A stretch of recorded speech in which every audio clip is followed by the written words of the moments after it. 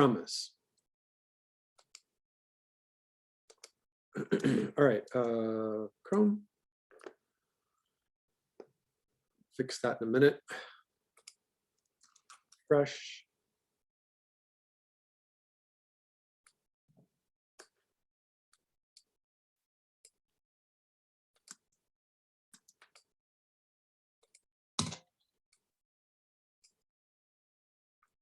Okay, I got a late project here. And shade, I see an explosion. Did we go over this yet? No, I just did it this week. Okay. I've been behind on stuff, so I'm How hoping to get caught up on. dare screenwriting. you? I know I should probably just drop out, but Yeah. here we are. All right, Angel Yes. C.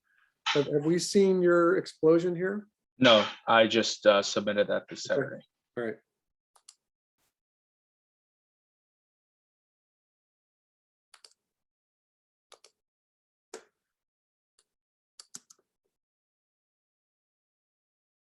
Okay, I think this is fine. It's too fast. Yeah, I mean, it's way too fast. Go back into, are you using rough animator. Yeah. rough animator and put everything on twice as many frames? Everything is too fast. Everything except for maybe the explosion. Now, did you yeah, you use the white and black frames, so this stuff here might be okay, but the actual flash, the yellow star, I think that's okay. But I want you to look at something that is kind of strange, and that is the, if you pick a light source over here and the, you know, or anywhere, then these vertical lines help to define the hole in the ground, right? So I disagree with you on this line right here because it's one continuous form. See it, right? So this little patch of brown, this little patch of brown, and this little patch of brown are inconsistent with your light source. This thing right here just kind of looks like a corrugated thing behind a strange hole in the ground. So fix that. I think the rest of it will be okay once you get the timing working out better. Cool. Thanks, Okay? Billy. Okay. All right, shade. Present.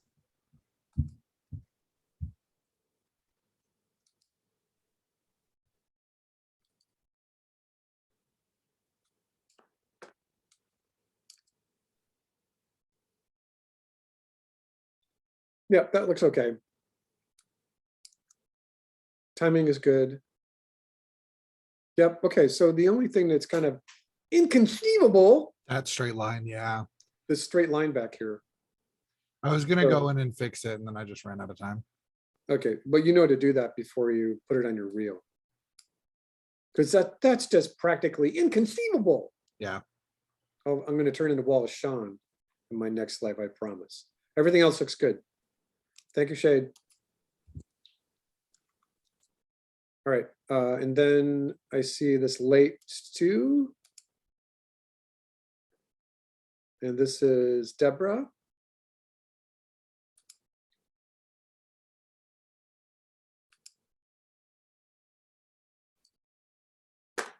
Fire.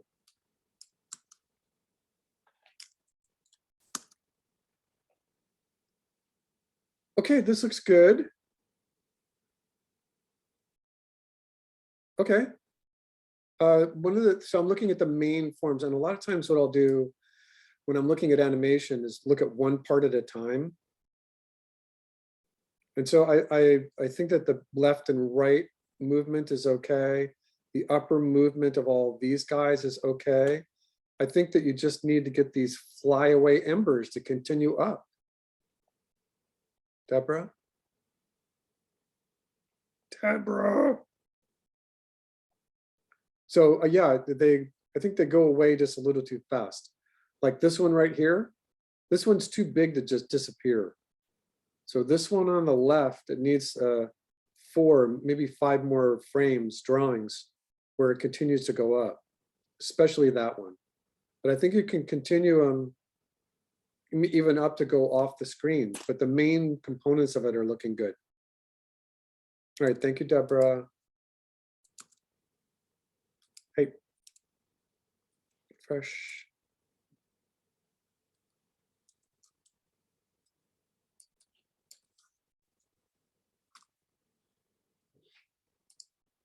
And water splash. Oh, okay. All right, Carmen B.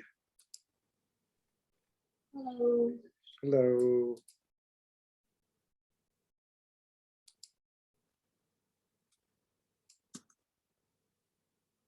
Oh yeah, it looks really good. Okay, yeah, you're happy with it, right? Yes, I didn't really know what shape the mini splashes are supposed to be. Are they also like the little like cones, or are they just like water droplets? Your microphone's not picking up your voice very clearly.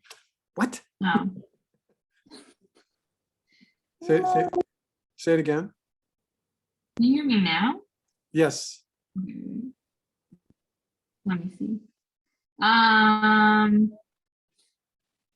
I was just trying to figure out which shape the tiny splashes are supposed to be. Are they also like cones, or are they just droplets? I think it looks good. I think it looks really good. Okay, cool. I think you need maybe 6 or 8 more drawings at the end that these ripples continue out, and that's all. Okay. I think the only strange thing really is that your fish comes in at like a 10 or 15 degree angle here. Mhm. And actually by the time that it hits the water, it's like going straight down. See that? It's like you got a nice little arc on it. And so technically between these two frames, it goes like straight down. And then you follow my lead by offsetting the water, which is great. So that looks a little strange. I think if you can bring your fish in at more of a severe angle, that would be better.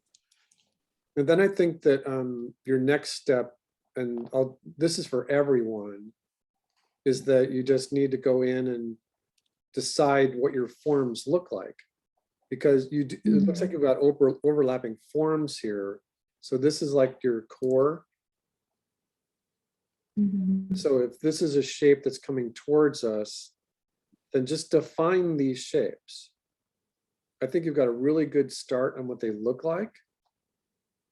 But so you could have 2 of them. This is fine. You know, this could be over here. This could go all the way down. This can just be like an interior shape. And then you need something back here. So just go frame by frame and make these closed shapes so that you can paint them. Okay. And do that for every frame. That looks good. Thank you. Yeah.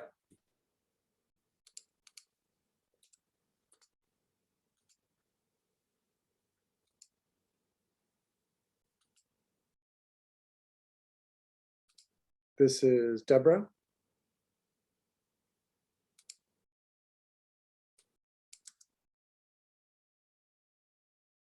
Okay, good. Yeah, that looks really good. Did you do this in Toon Boom or Rough Animator? Deborah, I thought Deborah was here. Is she chatting? I don't think she's here.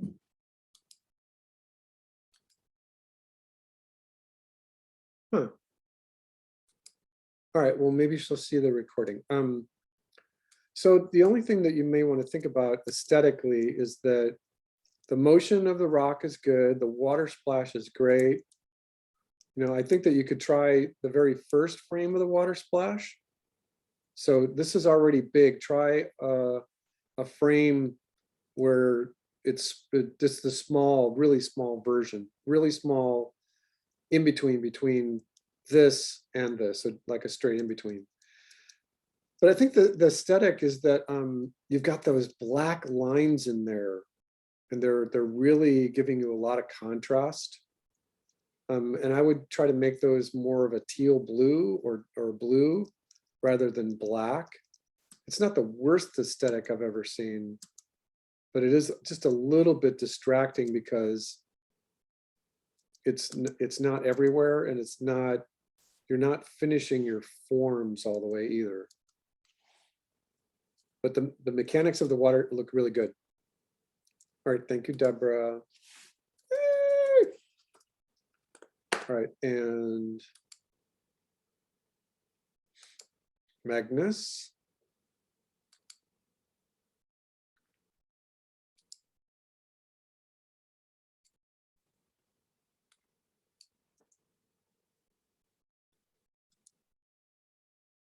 Okay, so the same thing here with your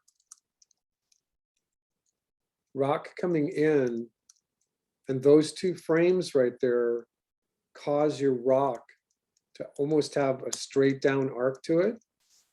So it's just a little inconceivable that your splash is off kiltered like I recommended.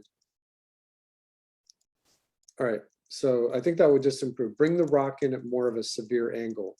All right, so Magnus, are you on microphone?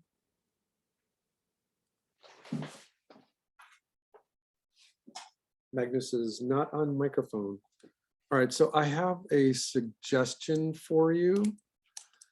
On this particular frame, you do have the cone, and I'm guessing that you might have painted this with Toon Boom.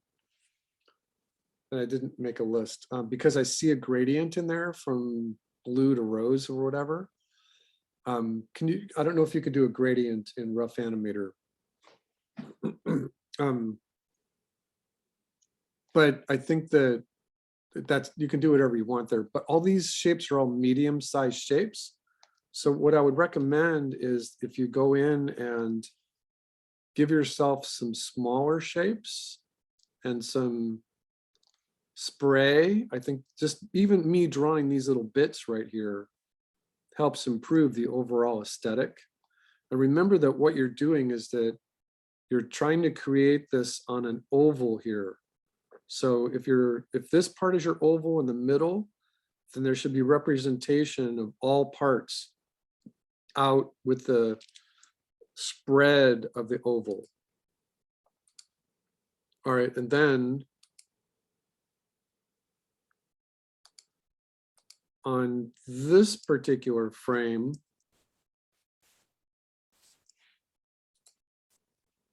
well, I think that this needs improvement. This needs more of a water look to it rather than just a flower. Remember that they are very much related, but I think that, yeah, that needs just a little technical improvement in the way the water looks. But this one is the one that is that issue. Right now you've got a bunch of t-shirts, a bunch of sleeveless t-shirts that are hanging out in the wind. And I think the improvement would just be is to make it look like water. Make sure that when you're drawing this, you're thinking water. Always think water, always think tension, always just think shapes rather than just odd shapes. You should always be thinking of water. And go back and look at some of the references that Joe Gillen made. And I think that you just want to improve just the overall shape of this. And this guy here, remember, don't just draw one form. It would be better if you bring it in as three. All right, so that's my take on this, is look at all your frames. And I think that the timing of your frames is okay. Just make sure that when you're looking at them, that they look like water. Now there's a big jump between this and this. So you need at least one drawing between this and this, maybe even two drawings between this frame and this frame. And remember that when we were talking about these little splashes, that they should happen on the surface of the water in the same circle or now oval as we see it, not just a straight line. And that'll help improve this as well. All right, thank you, Magnus. Yay. Ryan. Hello.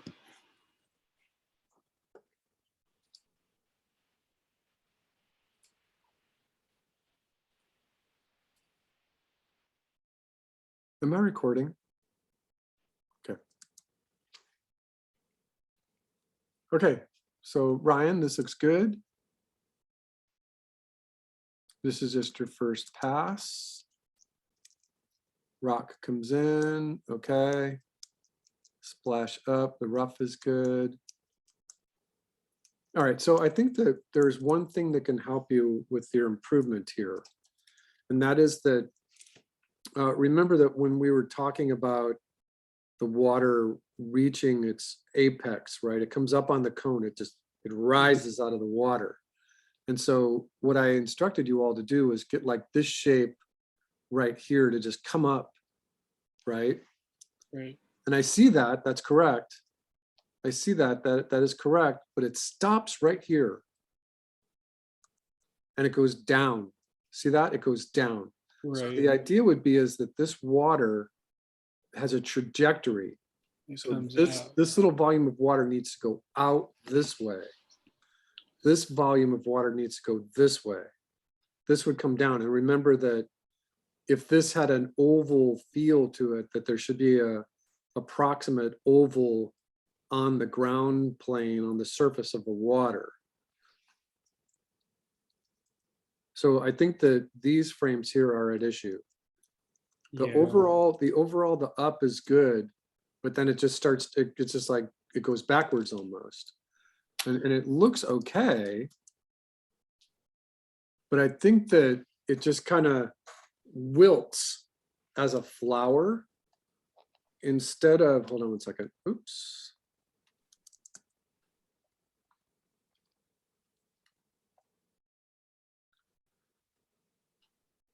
So like right here is your last good frame right there. And what you want to do is you want to remind yourself of your arcs.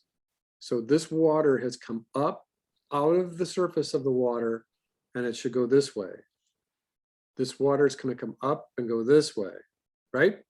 Yep. Up and go this way so that it would be forming a oval on the surface of the water like this. So this stuff over here would be going up and going over to here.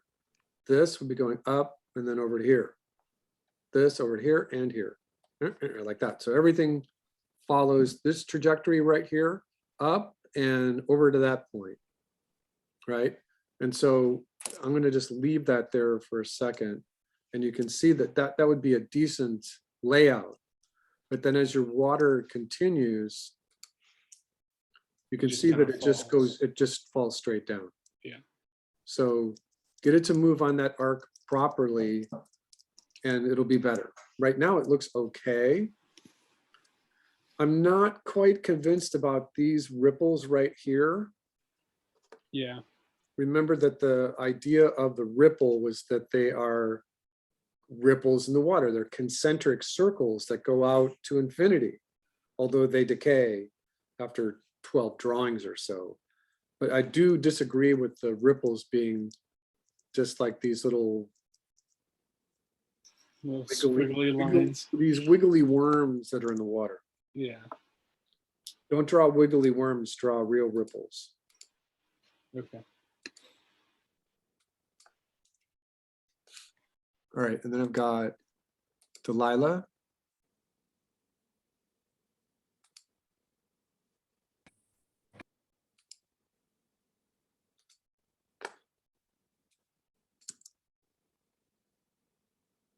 All right, so this is okay. I think it's a little inconceivable that the rock is coming straight down and that you've got this asymmetrical splash. If the rock is coming straight down, then it should be a perfect cone as it comes up out of the water. So you are following my lead. And I think that all you really need to do is get your rock to come in from screen left. Okay. Just get the rock to come in from screen left. So it's just repositioning a few drawings, a few frames. So your water rough looks really good. You're following the right path. Don't forget your ripples, and then those guys splash and ripple. Yeah, it looks pretty good. Yeah, it looks good. Thank you. Okay, you're welcome. Tristan. Yeah. Oh,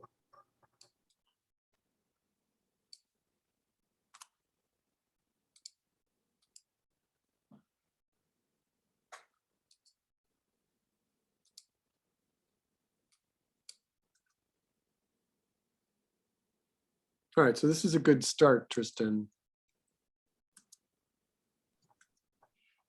Remember to get these shapes so they're closed, right? right. You've got the mechanics. It's a little rough. That's okay. The motion is correct. Secondary splash is correct.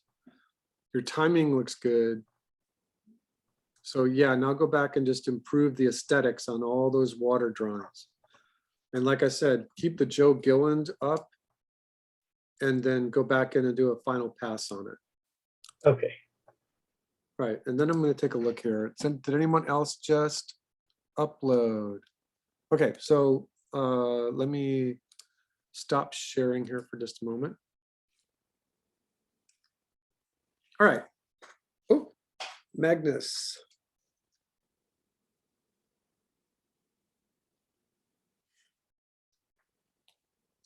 Hi, Magnus.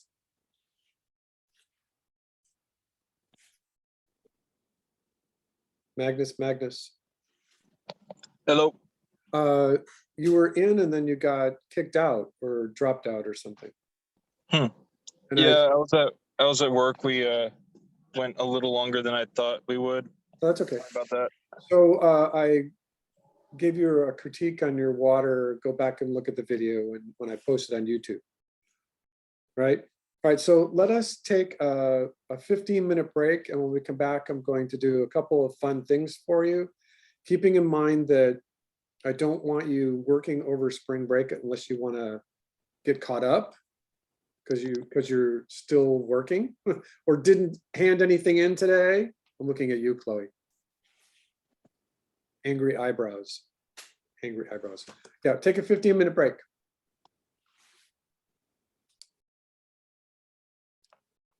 I'm back. Chloe's back. Yay. All right, so I wanted to go on record as saying that there's nothing due next week. Nothing due. But I want you to start thinking about your final. Because this is week 8, which means we have 10 more weeks to go. This semesters just go on and on and on. So give you time to catch up on stuff that's missing. The stuff that I just saw tonight, I don't think I'm going to grade yet because I made comments. And if you want to make improvements to the aesthetics of the water, for instance, or if you actually want to hand in the water, comma, Chloe, exclamation point, I'll do grades for that maybe in 2 weeks or something. We don't do midterm or progress grades like they do at the academy or public schools. All right, so what I would like to do then is get you thinking about how to go about thinking for your final. And so I remember telling, oh, let me just take my list here.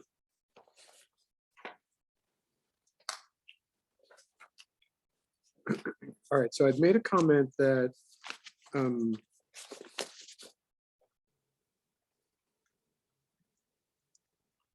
that I was going to try to do a project for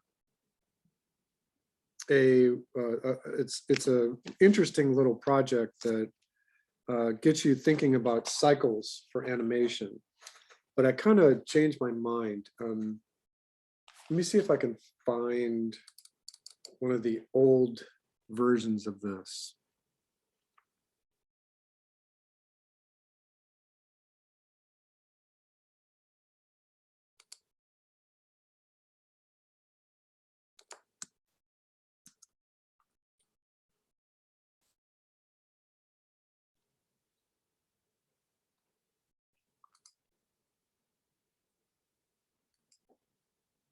I don't know where I put it.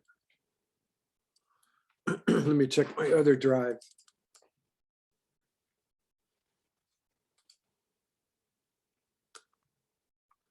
PB.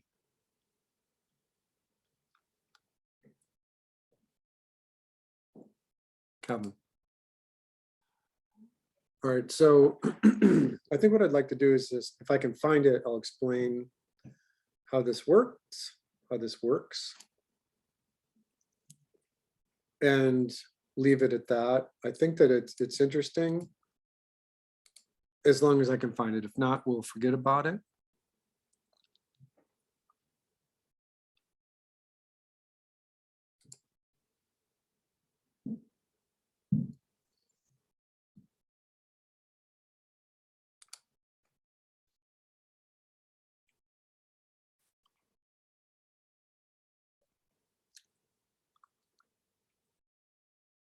Okay, I found a couple and we can talk about them. So first of all, let me get this folder in the right place.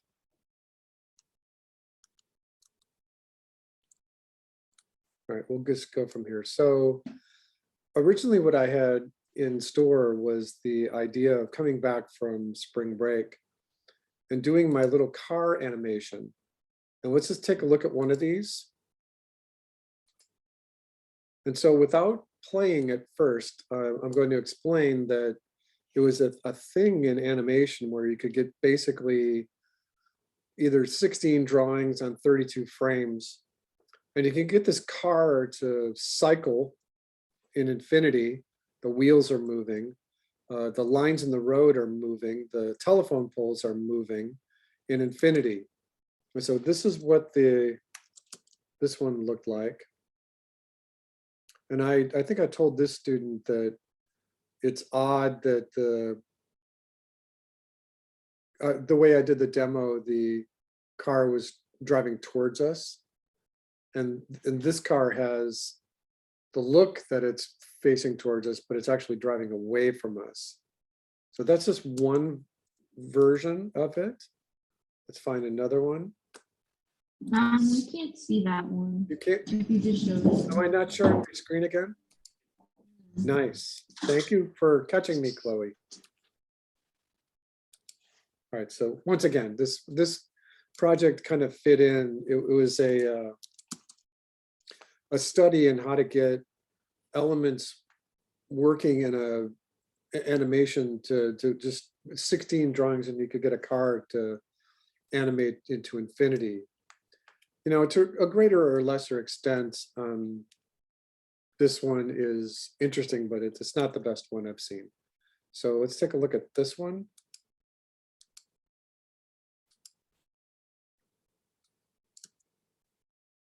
All right, so this is more in keeping with my demo. The tires are wiggling around. They just draw 2 or 3 or 4 different tires and you just do a moving hold on them. You get them to look like they're just shaking around. You get the car to be in a neutral position and then you put it down. And then you put it back in that neutral position and then you put it in the up position so that it just looks like it's going up and down. You get the lines in the road.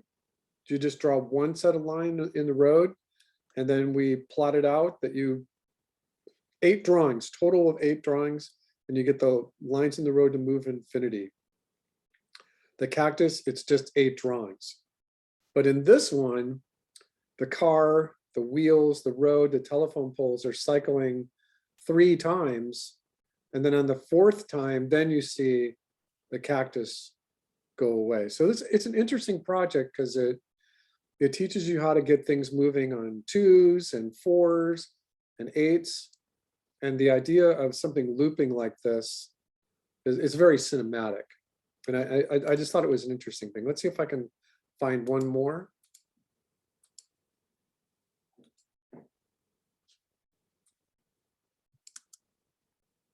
And this one's not done. Let's put that one away. All right, and then I think I also did, well, let's take a look at this one. These are all from Kenyatta students. Oh, he's got the Fear and Loathing in Las Vegas theme going on here. The car's driving down the middle of the road. He's going to cause a crash. He's got the cactus. The telephone poles are kind of not perfect. They're not done, but it's an interesting little piece. All right. And this one's good. Again, they chose to put the car driving away. Again, it's just with, I think the thing that really works here is if we're in the studio and we're drawing 8 drawings, it's a real challenge to figure out how to shoot this. But digitally, it's actually very easy. So I think we're going to just bypass that one. And we also bypass this leaf project, which was just a study in freeform arcs. So I think we're just going to not do the car or the leaf this semester. Let's see what other things are in here. So this is one of the better car ones.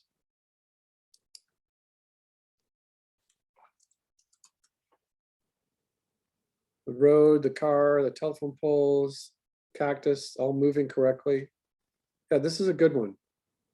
Again, you can do this with just 8 drawings, but we're going to pass on that one.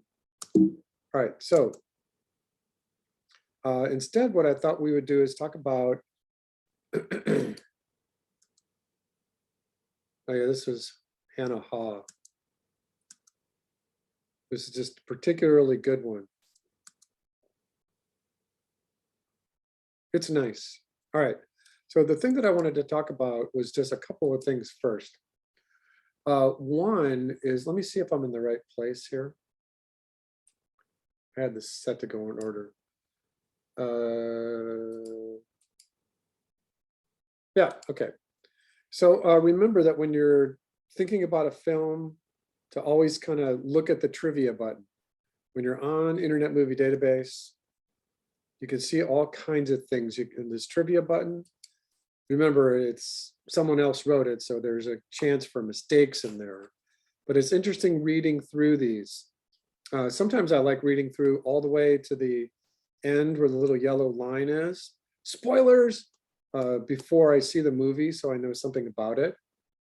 It's just something that it's good because what you should be doing is always looking at when this film was made. It's 2022, and Domi Shi is a second woman director at Pixar. This is only the second time a Pixar film has been directed by a female. So, and then it's really great to just see what has she worked on, what else has she done. It's like, you know, it's not a long list of things.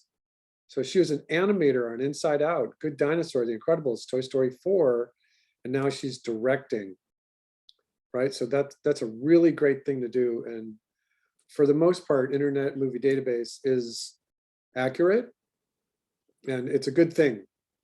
I'm glad we have the Internet Movie Database. All right, then the next thing I wanted to talk about was Cartoon Brew. And this is a chance for you to just kind of get a feel for what's happening with the animation world and lots of things that are happening independently. This is run by Amidi, and it just gets lots of hits. There's lots of articles on here, lots of festivals, lots of things to think about just in terms of independent films and films that are not necessarily geared towards oh my God, I gotta make $100 million on this film or it won't be successful.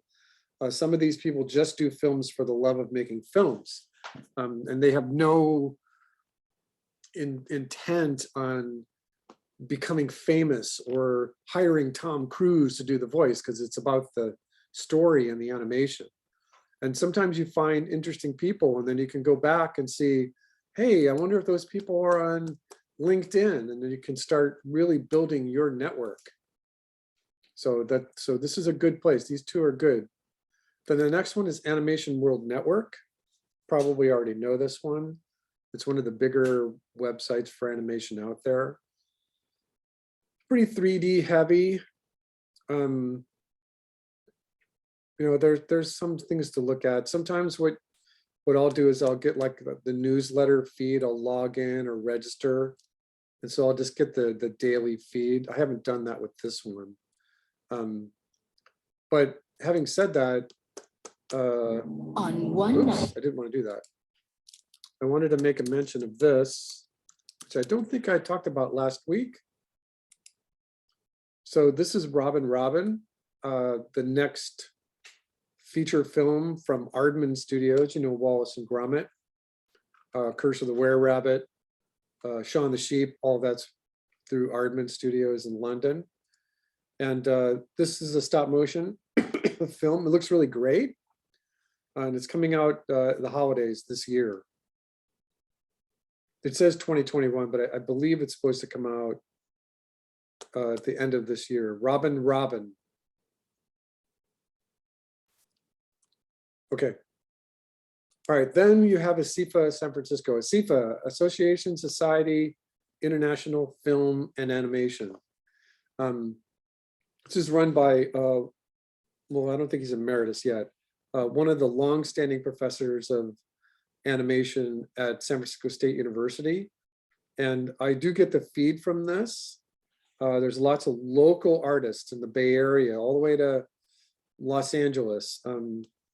The Los Angeles chapter of ASIFA is the one that hands out the Annie Awards. And so you should be aware of that. But this is the San Francisco chapter. And so if I just do a Google search here for ASIFA Annie Awards, you'll see that this is ASIFA Hollywood. So there's chapters all over the world, and they hand out animation awards for character design, for storyboarding, for short films, independent films, character design. They hand out films for all kinds of things that we're more interested in than the general lay public. So here's the Annie Awards. It should have already happened. They usually happen in February. And I think this is just a connection to the YouTube rebroadcast of it. All right, so those are worthwhile places to look at for animation. This was from today. Scotty Young drew for Image Comics and Batman and a whole bunch of independent comics before he started doing his own thing. And he's got a live feed just from today, just about how he does these drawings. And today he decided to do a combination of Calvin and Hobbes and Peanuts. And that was the illustration he did for today. And I think he gave it away. And so this was a live feed on YouTube. On any particular search, just look for Scotty Young. And I'll change it to images. And his style is very remarkable. Probably one of my favorite things that he's ever drawn for was a Neil Gaiman story called Fortunately the Milk.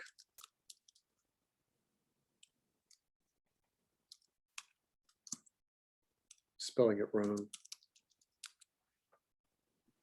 Billy, I think there might be people in the waiting room. Waiting room. Okay, let me. Okay, you got him. Thanks.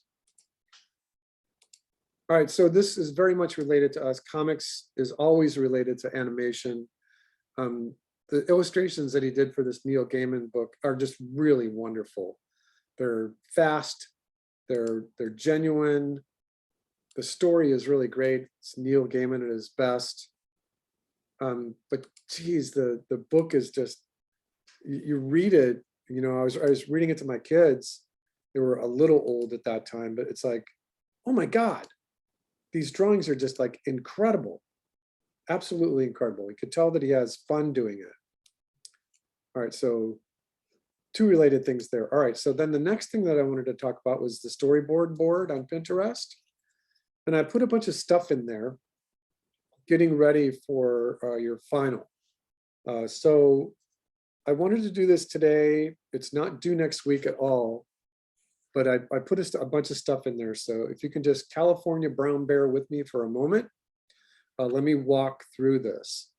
One of the reasons why I posted this mouth shape chart was that it's got one of the better shapes in it that I've ever seen. The best one that I've ever seen is Chucky from the Rugrats. I'm sorry, it was Donnie from the Rugrats. And if you didn't know, the voice for Donnie is done by Flea from the Red Hot Chili Peppers. And he never says anything. Donnie, the dawn of time, was just running around half naked, gibberish. But the mouth shapes were completely and totally articulate, not too different from this one. And so I think that you would cover lip sync and dialogue and animation in either an intermediate or an advanced class. But you can imagine that with how this character talks, I am going to drive you out of your mind. Look at how he's got just his bicuspids and his fangs in the ah shape. But then when you get to the F and the T and the N and the S shape, he's got a whole row of teeth. You see this? And so I think the point that I really like about this is that this would be a really hard cheat if you were doing this kind of lip sync in 3D Maya, because your teeth are just always there. If you ever saw Cats Don't Dance, there's a really great sequence where Max is the giant gorilla. He's the Vusay for Darla Dimples, who's the villain in the film. And he just talks like this and his mouth is going all over the place, but his teeth don't move. It's really great. So I wanted to point this to you that this is just really, really articulate and really fun. There's lots of squash and stretch in there. We're not going to cover lip sync, but it's just really fun. I do have this one pinned right here, and we're going to talk about in just a moment, because this one is just a really great study in motion. This is Robert Valley. Robert Valley directed a couple of the Love, Death, and Robots shorts. He did Pear Cider and Cigarettes. He did the short documentary, the animation for the documentary of John Belushi. And I highly recommend, this is style, this is Robert Valley as well. This is style put to the extreme test. If you have no idea what style is, just look at how Robert draws.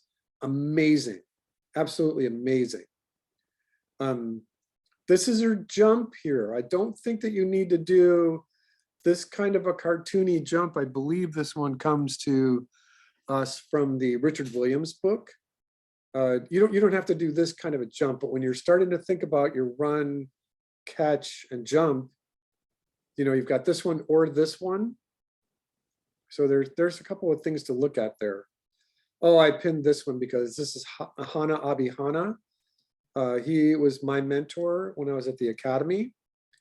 And at that time he was my mentor, he was also directing the 2D animation for Cuphead, the game. And if you look at Hana Abihana on Internet Movie Database, I believe he continued to be an animator on the series. And so if we just go look at that, I'm just going to look at this again.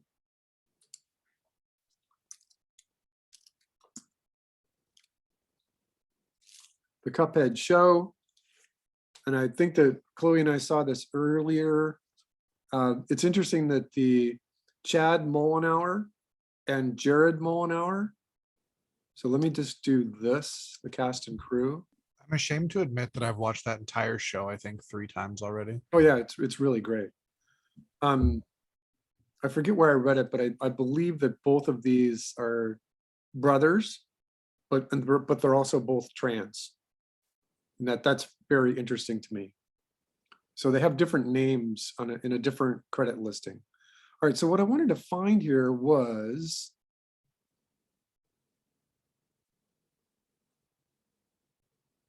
Hana Abihana. And I'm not seeing a series animation. Should be in order. I don't know why I'm not seeing it. All right, well, I saw that my friend Achu was working on Cuphead as well. So let's just search for Achu.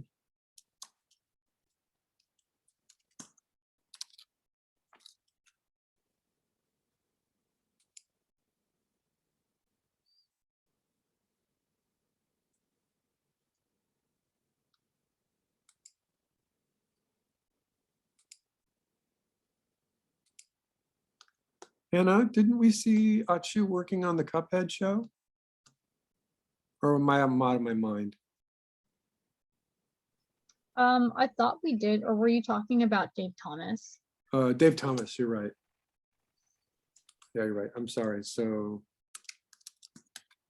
this is my film, Baker Bob.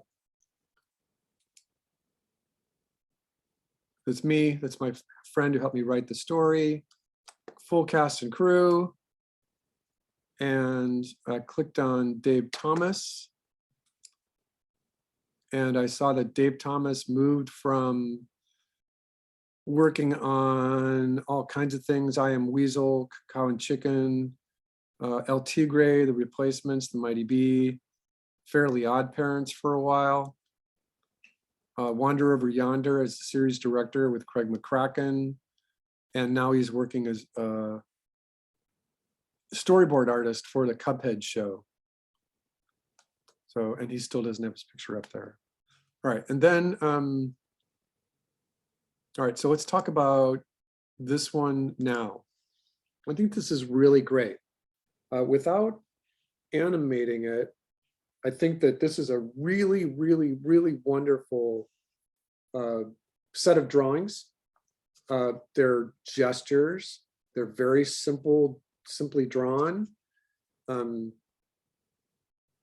You can see what the character's doing in this first pose. They just got their back up against this ledge. In the second image, the action is down. His head moves a little bit forward, his knees bend, his elbows bend. That's his anticipation. And then he overshoots. So on this anticipation drawing, the animator can add a little bit of squash if they want, just a little bit of squash. On the overshoot, on this stretch drawing becomes the overshoot. And then the landing is then the recoil. So these two drawings are the recoil, and then the settle going into the pose where the character is actually sitting on the ledge. And I've always just been amazed at how simple 6 drawings give you the whole idea of a character just in a neutral pose, taking an anticipation, squash, taking the overshoot, stretch, 2 drawings to settle, and then a main pose. Absolutely stunning. This is really great. It would be really easy for you to reproduce this. If you do this, I'll give you extra credit. At one point or another, I think that we might even start with this one when we come back from break, because there's some really neat things that we talk about timing for this one. All right, then let's go back to the Pinterest board here. This is storyboard, okay. So there's a couple of things that I wanted to point out to you because let's just take a look at this. This is really nicely done. The lines are all black and white. There's lots of different ways of doing storyboards. But this is a good one. And what's kind of reference do we get from this? We get some ones that have tone in there. We're getting storyboards that are looking more like comic books, more that are fully rendered, some that are in color. There's some really great things just by looking at that one hit for the storyboards. All right, so having said that, let's talk about how to go about thinking about your run, catch, and jump. You're going to start a new project here. And I don't usually like working in Rough Animator to do sketching because you can't work off the stage over here. but that's okay. All right, so what I want you thinking about is this run, catch, and jump, which again, this is your final, and that you're not doing any work, you're just thinking. So the first thing that I wanted to do was just talk about the idea of thumbnailing. So with a blue color, thumbnailing. All right, the idea of drawing thumbs then is you just get your character, you got a head and a line of action. You draw the body of the character. They're in a neutral pose. They're leaning a little bit. They've got their hands on their hip. They're just doing nothing. They're just standing there. And then the idea that the character might have a change in pose so that they're taking in anticipation. So you move from the idea of him possibly looking at something, and now he's moving backwards. He's taking in anticipation. And now you can see why I liked this so much, right? All right, so this is just a regular anticipation. When you're drawing these thumbnails, you kind of think to yourself, well, he's going to run, jump, and catch. And I think that animation schools, like this project because that's your script. That's your whole entire script. And you can do anything that you want with these. You can catch and run and jump, or you can jump and run and catch. You can do them out of order. You can do them in any order that you want. When you're drawing thumbnails here, you could say, oh, you know what would it be like if this character took a really, really deep anticipation?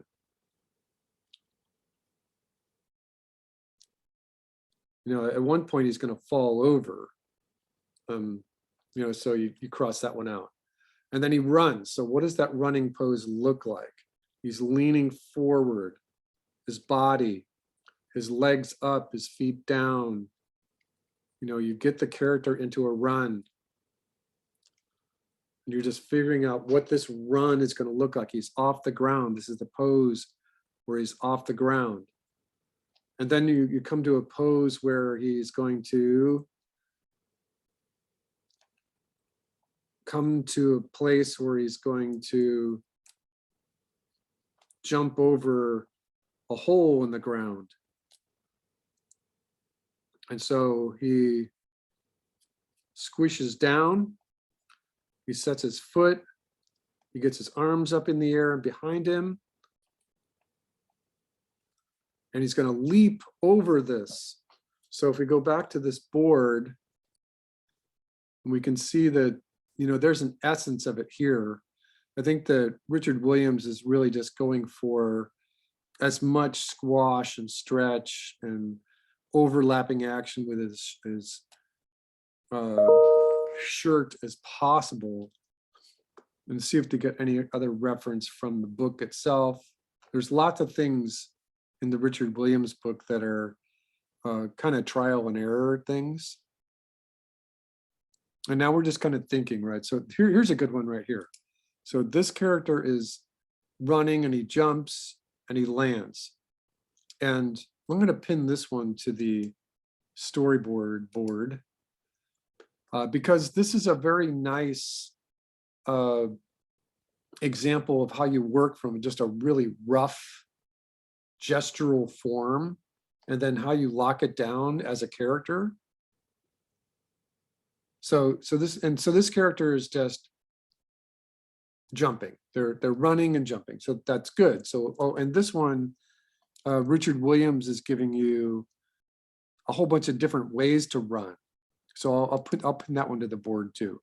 So and remember that, like I just said, that sometimes when Richard Williams is writing his book, he just gives you examples of things that may work only in one instance or another, that it's not a standard run. This is like a goofy run, you know, where he calls it a variation.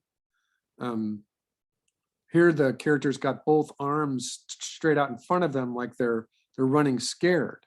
You know, this one, the character's trying to run as fast as they possibly can.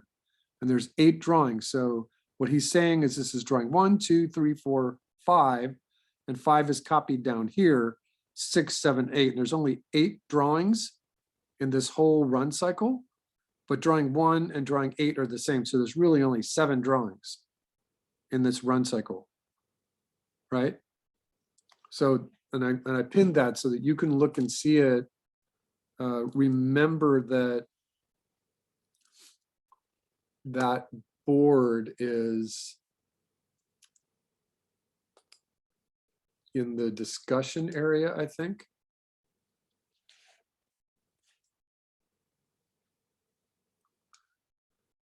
Announcement area. Oh yeah, it's right here. It's in this, it's in right here. All right, so let's keep looking at these little thumbnails because I think that here we've got some climbing and jumping and assorted actions done in just this gestural form. I'll open this one in another tab. And let's just kind of look at it, see what other kind of, so we're getting that same jump from Richard Williams. And the thing that I'm doing right now is just like we do, or we did with our effects stuff, is that I'm looking at what these gestures look like. I'm not particularly looking at this one, but I want to see what the gestures look like. What is the simplest form of the drawing that I can get to show the action? You have a head, a line of action for the arms, and a line of action for each one of the feet. You know, that's all this one is right here. It's a study of just how to do really, really fast gestures. Here in the gesture fest, they're a little bit too small, but you get the idea. Here, the gestures are really well done. And so instead of the really rough, sketchy form of gestures over here, this post here is showing you what the gestures would look like if they're a little neater. And so, you know, I like that. I like these. So let's go back here. So he's gonna jump. So when you're thinking about this, he's gonna run, jump, and catch just in that order. So he's standing a neutral pose, taking an anticipation. We didn't like this one. He's gonna move from this anticipation into the run, and then he's gonna jump. So he lands with both feet on this mark, and he's gonna jump. So he's gonna jump from this to this spot to this spot. You know, it's kind of funny because if he was running this fast, he could probably just get over this jump here in one stride. So if we move this out a little bit and made it a little more difficult for our character, it might make more sense if he had to jump over a wider gap. It's a little more challenging for him. So then the arc is going to be like this. So he has to take this anticipation down. So remember that a lot of times when you see the A for yourself, you're reminding yourself that there's an A for anticipation, that you can automatically add squash to an anticipation. It's like the idea of the ball hitting the ground. It's the squash is the anticipation before it stretches to come off the ground and go up in the air. So you can make a mark for yourself here. You could just write squash or anticipation, just so that you know what you're doing. And then you could even plot it out so that if you marked where his body was and it's just going, you could say that this is the core part of his body. It's going to move here to the next frame. Here's the apex. And it's so you want to ease into it a little bit, ease out of it a little bit, and copy this over here and say, okay, this is where he lands. So if we go and look at our Richard Williams jump and just kind of get the idea of what that pose looked like when he was in the top, you could say, well, does that copy really well? You know, I like the idea that his core line of action is this shape. But in this drawing here, the line of action is now this shape. And his feet are curled up underneath him to try to give him as much momentum upwards as possible. You know, a couple of good things about this drawing here is that Richard Williams is paying particular attention to what the silhouette of all the parts look like. You know, he's trying not to overlap them and hide the parts. And so you're going to go from this one to this, and then he's stretching. So from this pose, he continues to arc backwards, and his feet are just stretching to meet the ground. His arms are up in the air.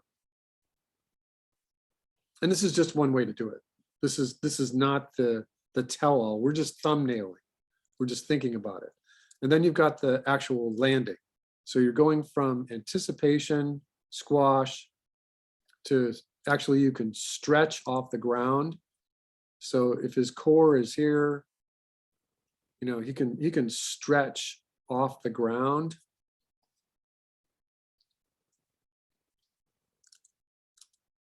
He can really get his arms up in the air. And then he can recoil here, so he's still moving forward. But his arms are tucked underneath him now. And you're just kind of thinking about how he's going to continue his momentum. And he's going to come up and go back into the run again. So you're just going to copy this line of action over here.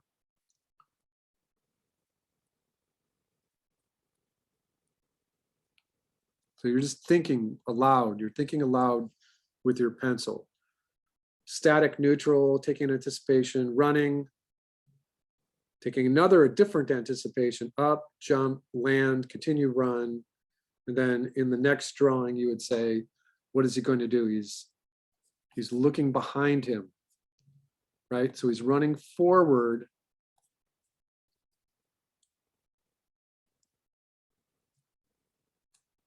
He's still up in the air, just in this thumbnail, but he's looking at something. He's going to catch it. I don't know, maybe someone's throwing him a football. So he's going to continue running forward. Now this leg is on the ground, and you want to study what the run would look like, right? So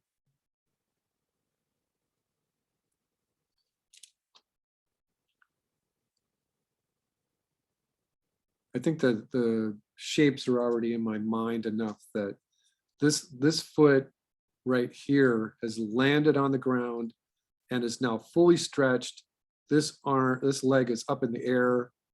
If this is his right leg, that means his right arm would be forward and his left arm would be backwards. He's looking backwards.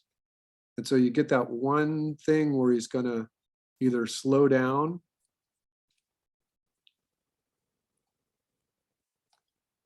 or he's going to accept the catch. And it's hard to accept a catch over your shoulder, but he's going to do it. And so you're just studying it in thumbnail form. Shoot, the ball comes in and he catches it. When the ball comes in and he catches it, you can study, you can go back, think about this drawing. So a lot of times what you can do is if you're running out of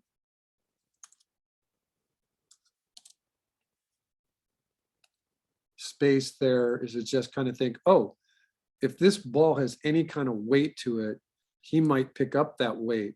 And so here you can say, I'm going to shrink this down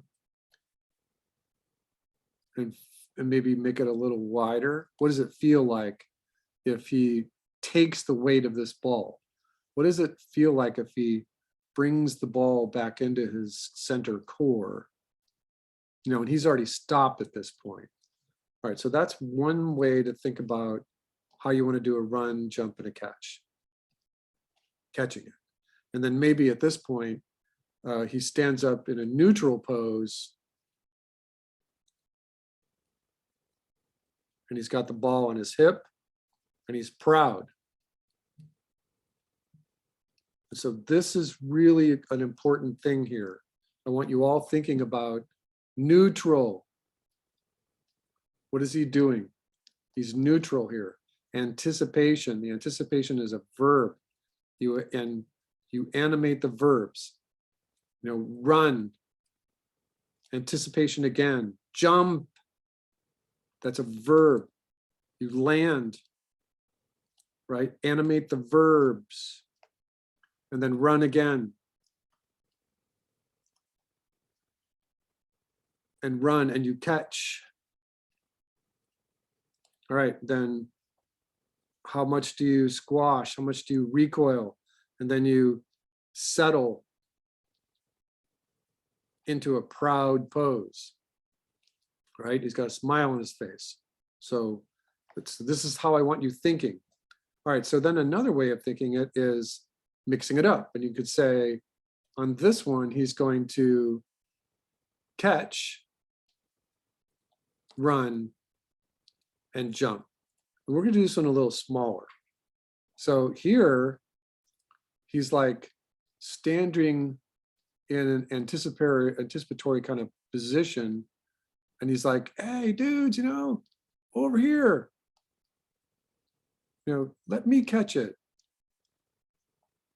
So if this is true, maybe he's neutral, and then he's going to take a step in order to catch the ball, because maybe the ball was not thrown perfectly at him. So he's going to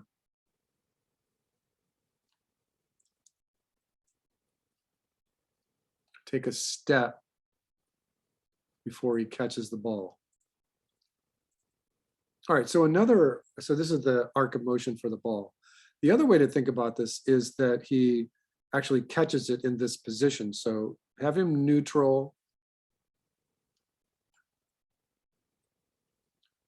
And he just catches it. So the ball is going to come into him and he's going to catch it here. So this might be kind of fun as a study, because if he's neutral and then the catch, you could do this thing where he's like, what do I do now? He's like, oh no. It's like, I caught the ball. That's great, right? So he's got his arms on the ball. And we're kind of in a mid shot now. He's like, oh no, because he realizes that people are coming after him, right? Sometimes it's easier to draw this whole pose out. So he was just standing there minding his own business. And if you wanted to back up a little bit, you could study to say, maybe he was in this neutral pose, standing on the sidelines, and he was eating something. He was eating an ice cream cone or something. And maybe he's got his book bag with him or something. And so when he reaches up to catch this ball, he sees it like, the ice cream cone goes flying, right? And the book bag goes flying down, so that means the ice cream cone, the book bag is over here. It's like, uh-oh, all these people are coming towards me. So then the next idea would be is have him do a reaction. And so let's look at some of the reactions that were done for this class. And instead of doing this reaction as a different separate standalone, we're going to put it as part of the final. All right, now I just saw this earlier. I don't know why it didn't wind up in this folder. All right, let me look at this folder.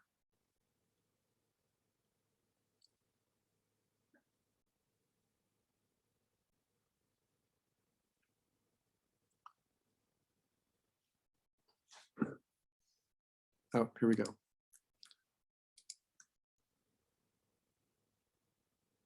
Okay, so what these are just reaction studies. They're a head turn and a thinking and a reacting. And you can see that within this little study, there's a squash and a stretch. You see that, everybody? Again, this is all your students, your classmates at Kenyatta College. Head turn. This one's not complete.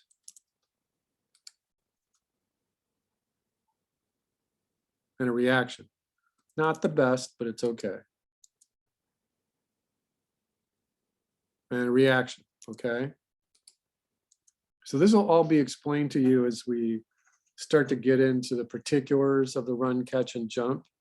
But it's going to be really interesting for you to build in a head turn and a reaction.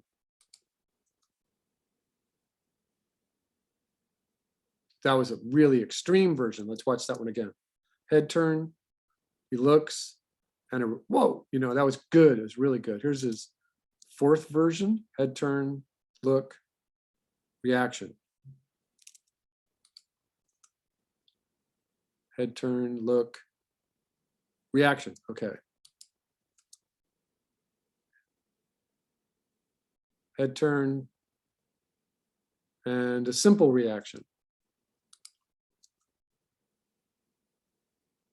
And a crazy squash and stretch. All right, hopefully you're getting something out of this. And if you have any questions, you can just chime in.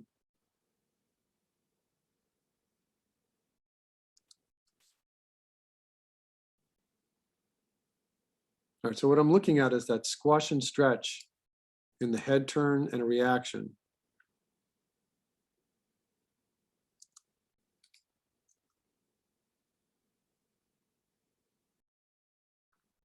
All right, that was a good one. It's not complete. Squash, stretch.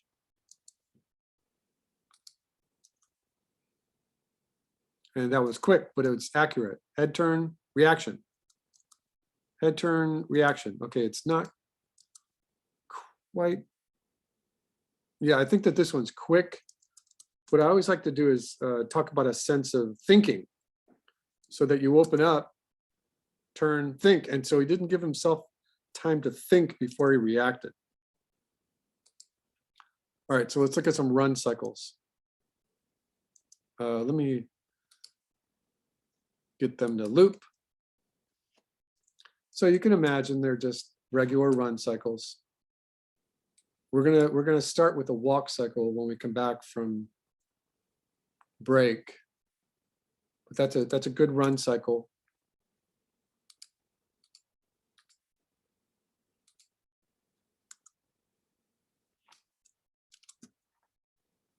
And he looks like he's running in slow motion. Lines are good. Animation is good. Hopefully it's interesting for you to see your classmates' work. These were done in 2021. And here we've got a character that's just running along with a bird. Perfect.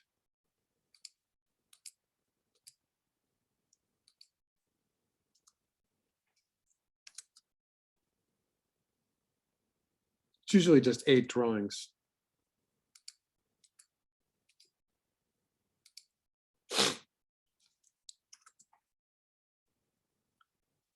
All right, a little bit more goofy of a run, but that's okay.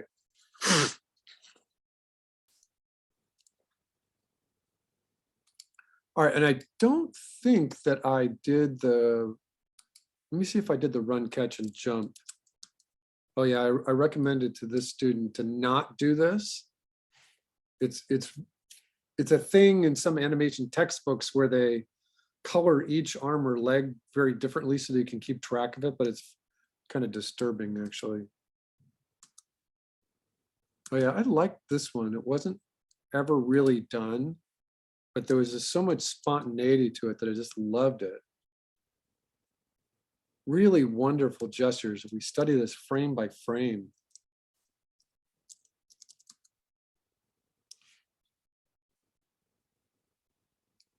Just really, really wonderful. Here's another one. Maybe this was the first version. Oh yeah, it was a little bit too slow. All right, let's look at 2 more runs.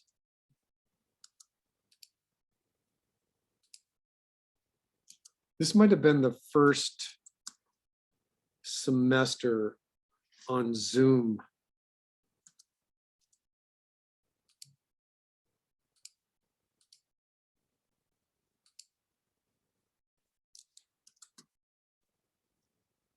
Yeah, it's not quite finished right there. You can see it. Okay.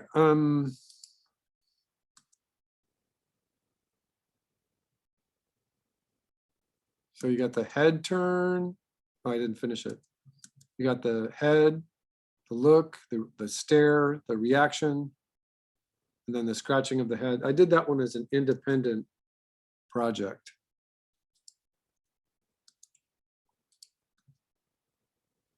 Here's what some of those walk cycles look like.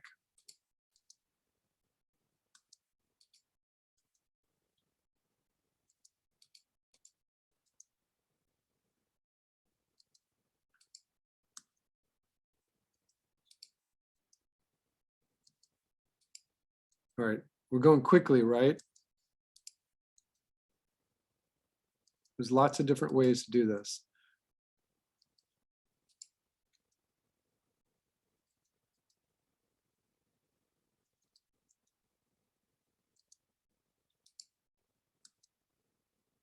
All right, so let's go back to this for just a second. Again, nothing is due when we come back from break. I would recommend for you all getting caught up. At the same time, I want you thinking about this run, catch, jump. So right here, we decided we were going to do catch, run, and jump. So he catches it, and he can do a reaction. So the reaction would be neutral, squash, eyes are closed, and then the stretch, his eyes are big. And then you return to the, so this is squash and stretch. And then you return to the normal pose again. Here, we could do all kinds of things with adding in the head turn. We can think about that in another set of thumbnails. All right, so let's say the script is kind of elaborated a little bit. He's going to catch it. He's going to react. And remember, we're just writing the verbs. So head turn, catch. I'm going to put a line right here because this is him thinking. React, run, jump. Okay. Everybody okay? Yeah. Okay, you're still there. All right. I'm So I okay. like this. I like the idea of you thinking for your final about a head turn, a catch, a reaction, a jump, a run, and a jump. So in order to thumb this out, you're going to start working with a 16:9 storyboard frame. So this is 16 units wide by 9 units tall. And if we go back to our calculator, we can convince you that 16 divided by 9 equals 1.777. So this is a 1.7 aspect ratio. And it just so happens that if we are using the digital format of 1280 by 720, that it's the same thing. So 1280 divided by 720 equals, oops, I did that wrong. 1280 divided by 720 equals the same number. And it just so happens that if we have 7 divided by 4, it's very close. So when you're doing your thumbnails, if you have 4 units tall by 7 units, it's pretty close. It's 1.75, close enough. This is 1.7777.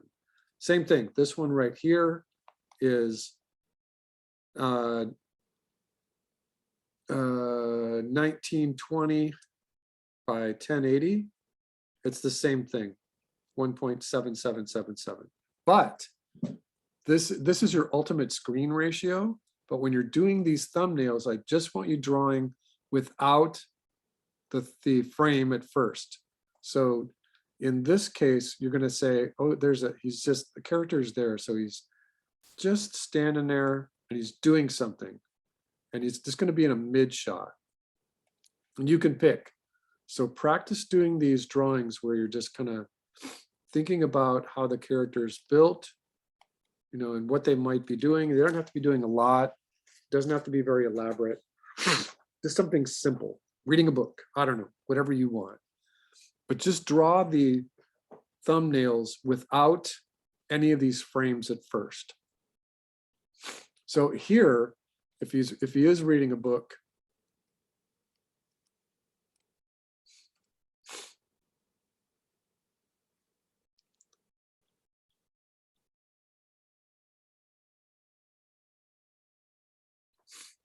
and you could do a head turn, then the sequence would be, he's going to look over here. He's going to head's going to turn this way. So the line of action is going to be the same. It's going to be the same swing, and his body could just be a trace back, unless you wanted to drop the book. So if you wanted to drop the book a little bit, then you give yourself an indication of an arrow of dropping the book down, getting the head turn going this way, and getting him to look up and off. You know, something alerted him. Draw his ear if you want. So these are good little studies. All right, so I'm going to erase this. And we're going to flip back. So here he is right here. And now you can say that he's going to do his reaction. And so as we study this, you want this one to be a little more clear. His shoulders, he's dropped the book down here.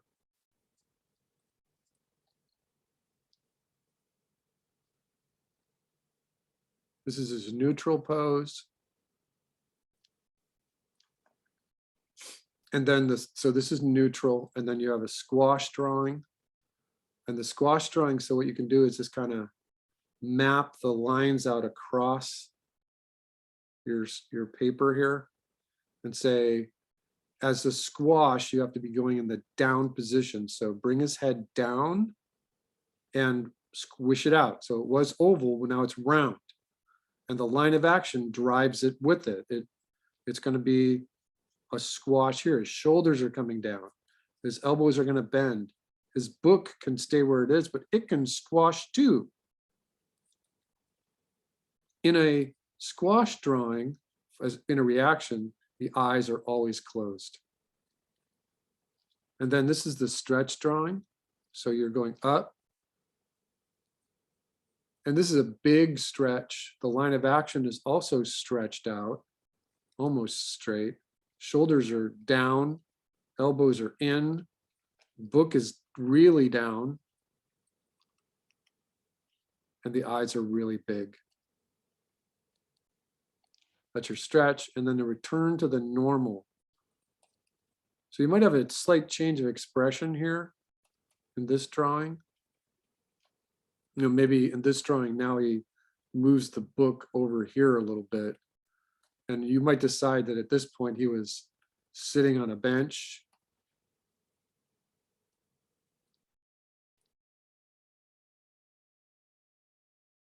You know, and he's worried.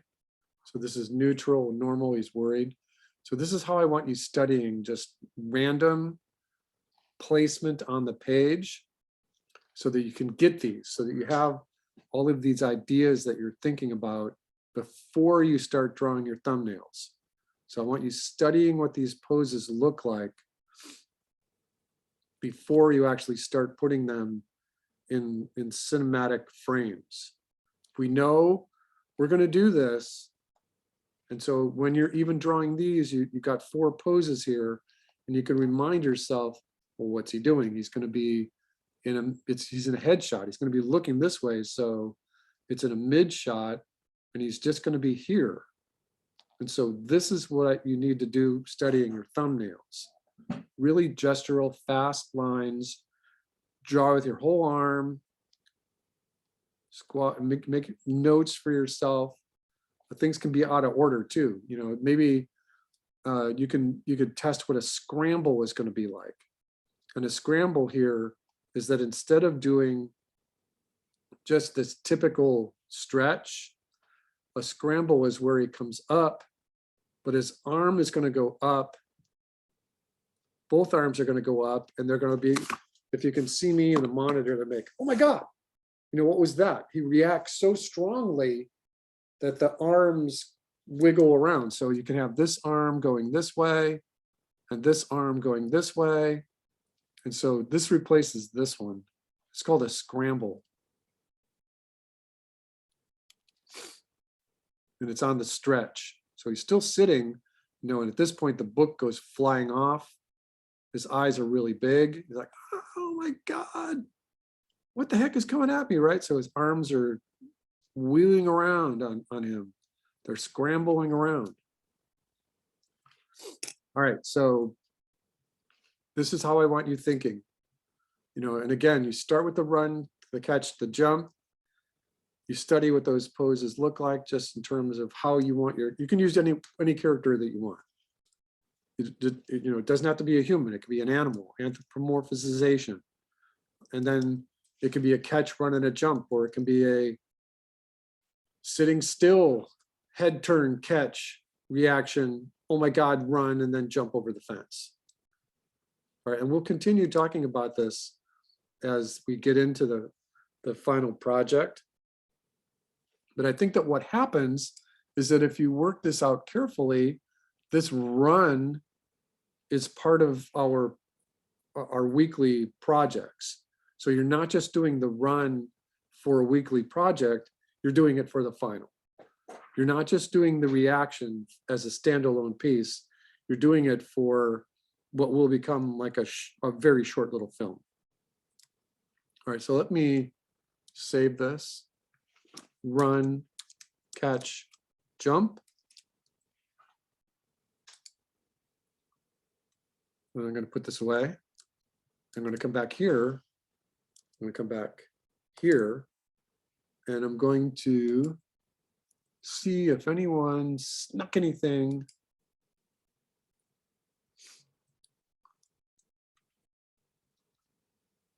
All right, is there anything new here for water splash? Did anybody hand in one while we were talking here? Okay. Because you all didn't have water splash, we ran a little fast tonight. So let me think outside the box here for just a moment.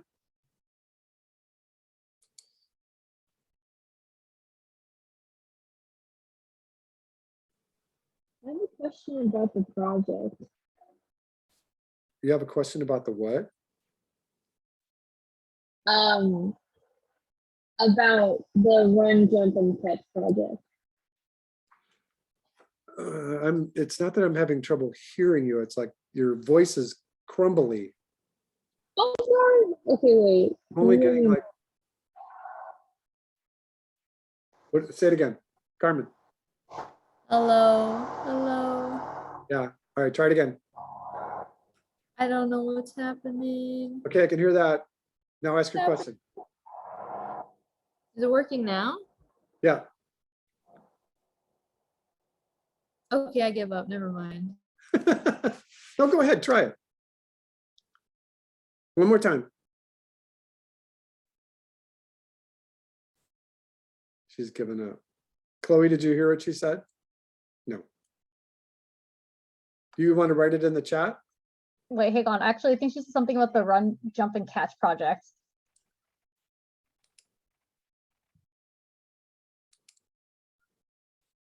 Carmen says, sorry, I give up. Ask the question in the chat, I'll answer it.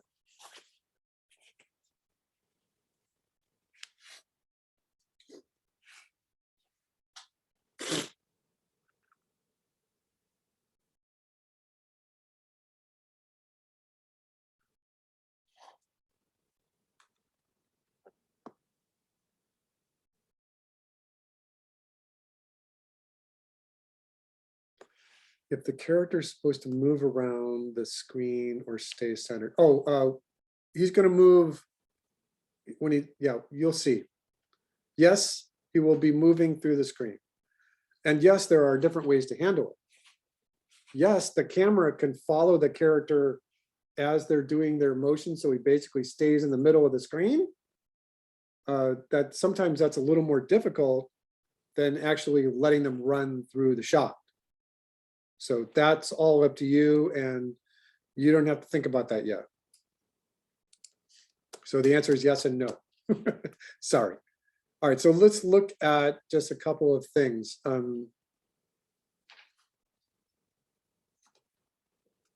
I would highly recommend you looking at this as a really interesting study for how to get 6 gesture drawings working in just a real quick animation test.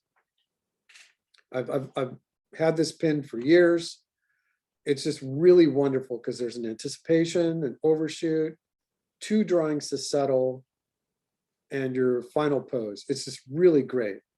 I think that you can look at this, but I think that as we come back from break, we'll just use this one as like a production challenge, so that you can see this. There are 6 drawings here, but it'll end up becoming like 18 drawings, and you'll see in 2D animation how to time it correctly.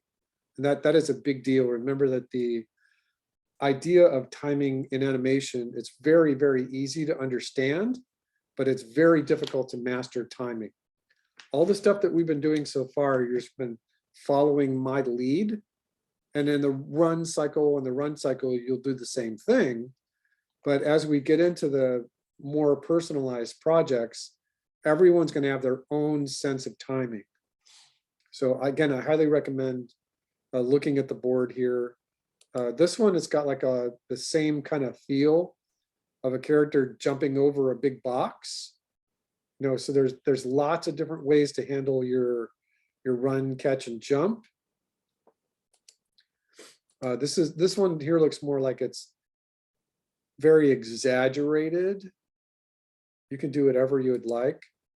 And this one, the character is actually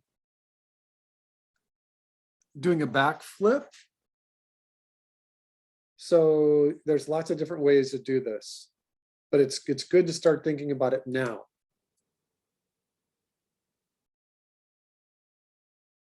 It looks like this is backflip too.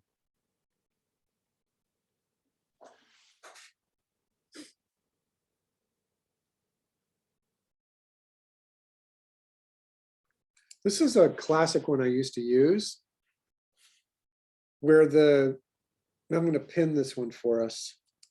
So that's on the board too, is that the character takes his anticipation, leaps off the ground, and lands. And this one's just really nice. If you do this one, these 14 drawings just need in-betweens. You end up with 28 drawings, but it's really great animation. The overlapping action on the arms is great. The settle is really great. If you were thinking about your story for this one, and your character was just standing neutral, and you kind of think of a narrative, and your character's like, "Hey, what are you doing? You know, I dare you." And then all of a sudden, they throw a brick at him, or they throw something at him that he jumps over it as they throw it. And he's like, "Hey," so you can see that he's returned to the same pose, but then from this pose, he can react, do a head turn, and run off the screen. So you've got the running part, the jumping part, the running part. Then all you have to do is add in that one little element of catching. All right, so let me see if anything else strikes my mind.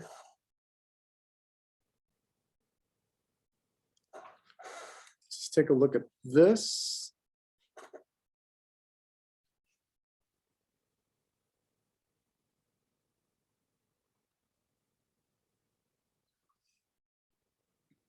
I think it's a little too advanced for our take right here. All right, ending a little early tonight. If you do put things up in Canvas, I won't look at them for 2 weeks. So we're off next week for spring break. I will see everybody in 2 weeks. There's technically no homework except for thinking. Thinking. Got it? Thinking of what your final story is going to be like, just thinking. And a time for you to get caught up, if you need to get caught up. All right, Thank- this recording will be up on YouTube shortly. I'll see everybody in 2 weeks. Thank you. Okay. Thank ciao for you. now, everybody. Thank you. Thanks, Have a Billy. good night. Thank you. Bye. Bye. Thank you.